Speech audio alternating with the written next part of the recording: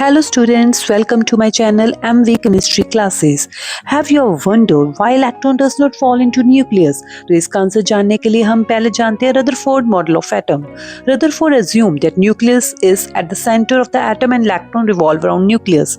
This model was compared to a solar system. Exactly जैसे solar system में planets revolve करते हैं sun के around, वैसे electron revolve कर रहे हैं nucleus के around.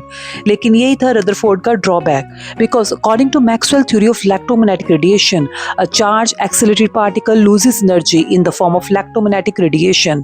अब इलेक्ट्रॉन एक चार्ज पार्टिकल है, उस पर भी नेगेटिव चार्ज है और when it moves in a circular orbit, its speed remain constant. लेकिन उसकी डायरेक्शन चेंज हो रही है, so उसकी वेलोसिटी चेंज हो रही है.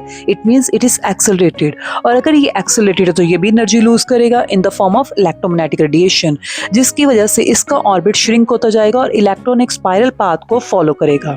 और अगर इलेक्ट्रॉन इस तरह से करता है तो अल्टीमेटली एक स्टेज आएगी when the electron will fall into nucleus and the atom will collapse, but this is not at all possible.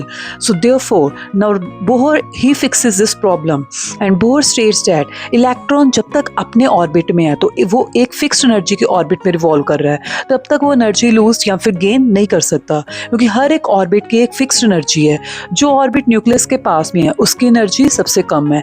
जैसे जैसे हम न्यूक्लियस से दूर जाएंगे तो उन ऑर्बिट्स की एनर्जी भी इंक्रीज होती जाएगी. तो इलेक्ट्रॉन जब तक अपने ऑर्बिट में है ना वो एनर्जी लूज कर सकता है ना ही वो गेन कर सकता है. लेकिन electron can undergo a transition. जब वो एक ऑर्बिट से दूसरे ऑर्बिट में जाता है तो उसके लिए इलेक्ट्रॉन जंप करता है, जिसे हम बोलते हैं कि ट्रांजिशन. जैसे इस फिगर में आप देख सकते हो कि आपको स्टेयरकेस के स्टेप्स दिखाए गए हैं. हर एक स्टेप को आप मान लो कि ये आपका एनर्जी लेवल है या शेल है.